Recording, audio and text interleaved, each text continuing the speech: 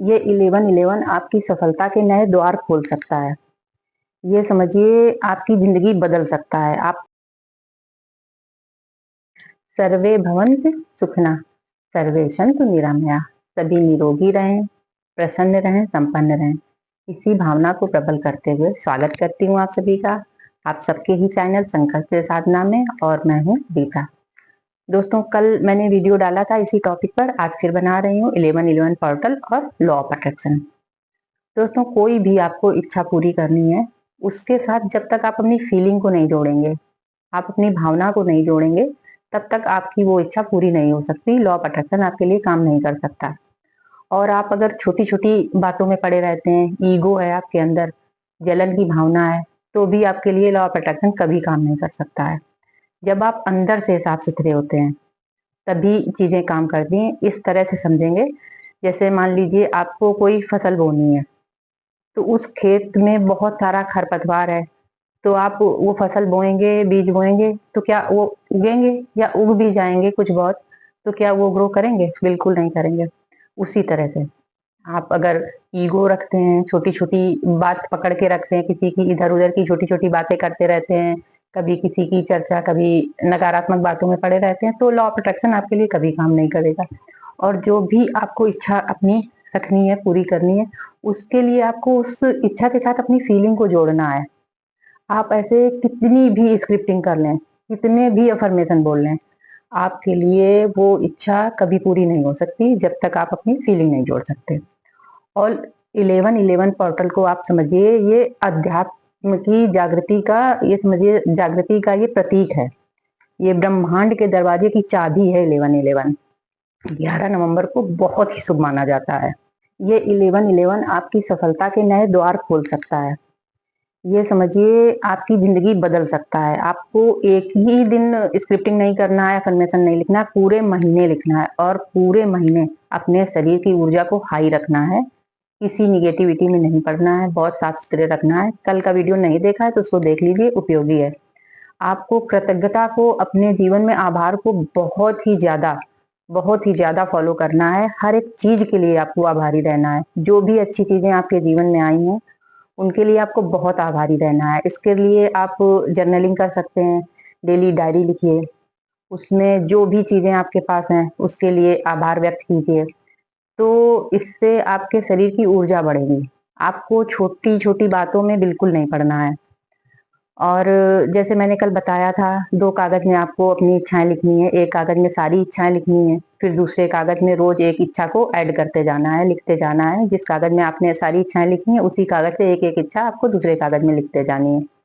और आज बताऊँगी कैसे आप इलायची का प्रयोग करके कैसे अपनी इच्छाएँ पूरी कर सकते हैं।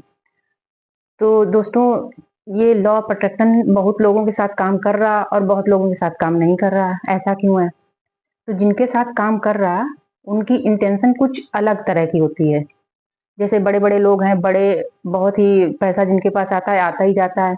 तो उनकी सोच और आध्यात्मिक स्तर बहुत अलग तरह का होता है। उनके जीवन में कुछ समस्याएँ आती भी हैं, तो बड़ी आसानी से वो अपनी समस्याओं से बाहर निकल जाते हैं। तो ये सब चीज़ें समझनी होती हैं। ऐसे नहीं है कि आप अफ़र्मेशन बोलते रहे और स्क्रिप्टिंग करते रहे, तो चीज़ें काम करने लगेंगी, ऐसे नहीं है। आपको पहले अपने अंदर के कचरे को साफ करना है, तभी आपकी फसल ग्रो कर पाएगी, और आप जब नींव पर काम करेंगे, तभी आप इमारत बुलंद बना पाएँगे। देखिए, सबसे बड़ी गलती लोग किस जगह पर करते हैं? जो चीज़ें उनके जीवन में नहीं हैं, उन्हीं चीज़ों के बारे में सोचते रहते हैं। कोई समस्या चल रही, उसी समस्या के बारे में सोचते रहते हैं। जो अच्छी चीज़ें उनके जीवन में हैं, ऐसा तो हो ही नहीं सकता, कितनी भी समस्या में कोई हो, लेकिन फिर भी उसके जीवन में कुछ तो अच्छा होगा। कुछ नहीं तो उसका शरीर स्वस्थ होगा, कुछ नहीं तो उसके पास रहने के लिए घर होगा, या कुछ भी, कुछ तो होगा उसके जीवन में अच्छा। उन चीज़ों के लिए वो आभार व्यक्त नहीं करते, कृतज्ञता नहीं व्यक्त करते, और नकारात्मक बातें सोच-सोच कर अपनी एनर्जी लो करते रहते हैं। ये सबसे बड़ी गलती करते हैं। इसीलिए चीज़ें काम नहीं करती हैं। आप सभी को क्या करना है, इलायची का कैसे प्रयोग करना है, ये मैं बताती हूँ। आप 11 हरी इलायची ले लीजिए। उसको आप धागे में पिरोकर एक माला बना लीजिए।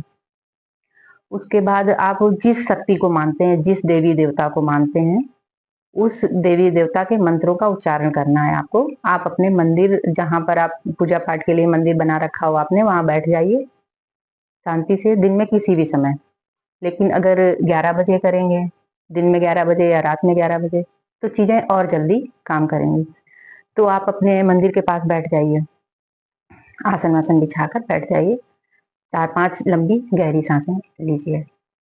उसके बाद में मन शांत कर लीजिए। मन शांत करने के बाद में आप उस माला से जिस शक्ति को मानते हैं उसके नामों का या मंत्र का उच्चारण करिए 11 बार।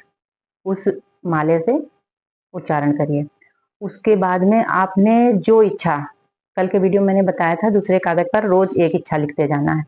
तो जो इच्छा आपने आज लिखी है उसी इच्छा को 11 बार आपको बोलना है। और 11 बार बोलने के बाद उन दोनों पेपर को और माला को आपको अपने दिल के पास रखना है और बहुत अच्छे से फील करना है। आपको फील करना है आपकी वो इच्छा पूरी हो चुकी है, प्रेजेंट में आपके साथ हो चुका है। ऐसा ऐसे फील करना है और होल्ड करके रखना है थोड़ी देर, 1 मिनट 2 मिनट, आप जितनी देर रख सकते हैं उसको होल्ड करके रखना है। उसी स्थिति में आपको रुक जाना है। आपको अपनी फीलिंग को बढ़ाना है, अपनी एनर्जी को बढ़ाना है। उसके बाद आपको क्या करना है, दिन में किसी भी समय, आप रात में भी कर सकते हैं, दिन में किसी भी समय, आप खुले आसमान के नीचे खड़े होइए, दोनों हाथों को फैला लीजिए। फैलाकर आप आसमान की तरफ देखते हुए आपको कृतज्ञता व्यक्त करनी है, आभार व्यक्त करना है ब्रह्मांड का। आप मन ही मन चिल्लाएंगे, मतलब जोर से बोलेंगे, ऐसे फील करेंगे कि आपके पास जो भी चीजें हैं आप उनके लिए, यूनिवर्स के लिए, यूनिवर्स को आप आभार दे रहे हैं, कृतज्ञता व्यक्त कर रहे हैं। तो आपको बोलना है थैंक यू गॉड, जिसको आप मानते हैं, आपने ये चीजें मुझे दी जीवन में, उसके लिए बहुत बहुत थैंक यू। और जो आपने इच्छा लिखी है उस इच्छा के लिए बोलना है आपको, बहुत बहुत थैंक यू, आपने ये इच्छा मेरी पूरी की, ये मुझे दिन दिखाया आपने। इस आपको रोज ही ये करना है, रोज ब्रह्मांड का शुक्रिया अदा करना है, ईश्वर का शुक्रिया अदा करना है, कृतज्ञता के भाव में रहना है। और पूरे महीने करना है, पूरे महीने आपको अफर्मेशन लिखनी है और कृतज्ञता के भाव में रहना है। और आपको अपनी फीलिंग को उस इच्छा के साथ जोड़ना है। और छोटी छोटी बातों में पढ़कर आपको नकारात्मक नहीं सोचना है, अपने शरीर की ऊर्जा को लो नहीं करना है। और आपको सॉफ्ट बनना है। जितना आप सॉफ्ट बनेंगे उतना अच्छी चीजों को अपने जीवन में लाएंगे।